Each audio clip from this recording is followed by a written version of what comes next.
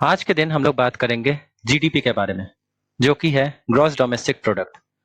Basically GDP एक बहुत common चीज है जो हर जगह हम लोग को सुनाई देता है, न्यूज में, टीवी में, इंटरनेट पे, हर जगह जीडीपी की बात होती है। अलग अलग पार्टीज एक दूसरे को कन्फ्रंट करती है कि जीडीपी आपके टाइम में कम हो गया, आपके टाइम में ज्यादा था, मेरे टाइम में ज्यादा है, वगैरह वगैरह।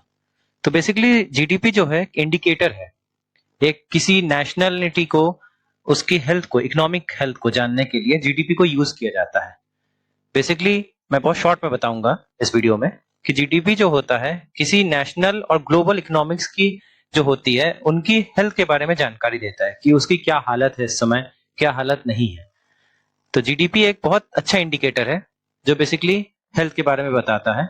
और भी अलग अलग इंडिकेटर्स होते हैं, लेकिन जो मेन यूज होता है उन्हें जनरल वे, एक लेमैन के वे में बता रहा हूं मैं, उसमें जीडीपी को यूज किया जाता है। जीडीपी के बहुत से अलग अलग टर्म्स है। जीडीपी को जैसे अगर डिवाइड किया जाए तो जीडीपी के तीन पार्ट्स हो सकते हैं मेनली। ग्रॉस डोमेस्टिक प्रोडक्ट, इसको तीन पार्ट में अगर डिवाइड करते हैं तो बेसिकली ग्रॉस जो कहा जाता है, जितने भी प्रोडक्ट्स एंड सर्विसेज है जो कि एक कंट्री में बनती है फॉर कंजम्पशन, और जब वो सेल होती है, बेसिकली जैसे किसी ने पेड़ काटा और पेड़ काटने के बाद उसको चेयर में कन्वर्ट किया गया, और जब चेयर में कन्वर्ट करने के बाद वो सेल आउट होता है, तो जो अमाउंट सेल आउट होता है उसको जीडीपी में लिया जाता है। तो जो भी कंज्यूम हुआ है प्रोडक्ट बेसिकली उसको लिया जाता है, रॉ मटेरियल्स को नहीं लिया जाता, क्योंकि रॉ मटेरियल्स ऑलरेडी वो काउंट में आ जाएंगे जब प्रोडक्ट सेल होगा। तो जब टोटल फाइनल सेल रिसीप्ट होगा उसी को जीडीपी फिगर में ऐड किया जाता है। सेकंड पार्ट है इसका डोमेस्टिक। डोमेस्टिक इंडिकेट्स जो आपका होता है geographical location, goods and services with in a countries border. एक पर्टिकुलर बॉर्डर के अंदर, जैसे इंडिया है, इंडिया में जो भी काउंट होगा, प्रोडक्ट्स एंड सर्विसेज बिकेंगे, वो इंडिया में ही काउंट होंगे, उसी का फिगर लिया जाएगा। पाकिस्तान में अगर कुछ होता है तो उसका जीडीपी अलग माना जाएगा, इंडिया में नहीं माना जाएगा। तो बेसिकली इंडिया का जितना भी बॉर्डर एरिया है उसको काउंट करने के बाद उसको लिया जाता है जीडीपी फिगर के अंदर। इसमें एक और पॉइंट भी है जो नोट डाउन करने वाला है। जैसे कि कोई अगर कंट्री, जैसे इंडिया में अगर चाइना की कोई कंपनी आके यहाँ पे फोन मैन्युफैक्चर करती है, तो बेसिकली ये चाइना के जीडीपी में काउंट नहीं होगा। वो लोकेशन उसका इंडिया में है प्लांट का, तो वो इंडिया में ही काउंट होगा, इंडिया की जीडीपी में ही काउंट होगा। क्योंकि बेसिकली जो आपका डोमेस्टिक प्रोडक्ट है, तो जो डोमेस्टिक कहा जाता है वो बॉर्डर को इंडिकेट करता है। तो जैसा कि चाइना का जो कंपनी है वो इंडिया में है, तो चाइना में काउंट वो जीडीपी नहीं फिगर लिया जाएगा, उसको इंडिया में फिगर लिया जाएगा क्योंकि इंडिया के बाउंड्रीज के अंदर है। अब हम लोग बात करेंगे क्या क्या जीडीपी में इंक्लूडेड है और क्या क्या नहीं।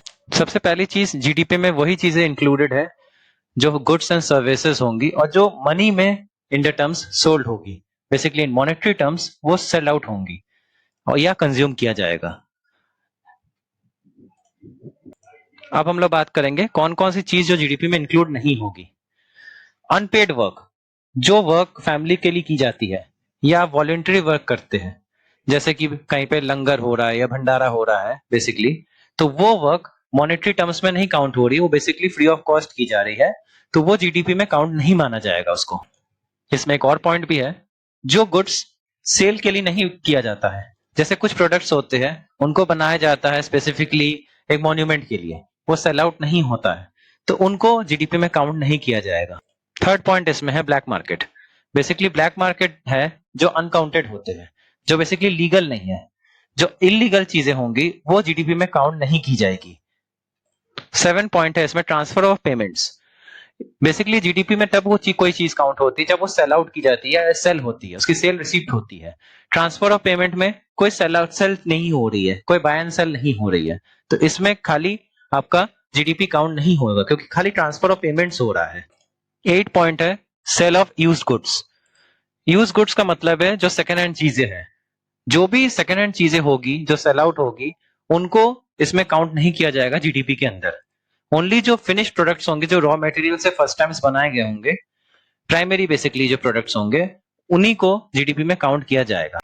8 पॉइंट है intermediate goods and services that are used to produce other final goods and services. Basically ये कहता है कि जो भी गुड्स है, जो रॉ मटेरियल्स है, जिसको मिला के एक फिनिश प्रोडक्ट्स बनाया जाता है, वो काउंट में नहीं आएगा, क्योंकि रॉ मटेरियल का जो भी अमाउंट होगा वो फिनिश प्रोडक्ट को मिलाने के बाद उसकी वैल्यू उतनी ही हो जाती है सेल रिसीट में। तो बेसिकली ये पॉइंट कहता है कि रॉ मटेरियल्स की एंट्री नहीं होगी जीडीपी के अंदर। जैसा कि टॉपिक मैं खत्म करता हूं जीडीपी का टॉपिक। आप सभी से अनुरोध है कि इसको like and share and subscribe किया चैनल को। Thank you.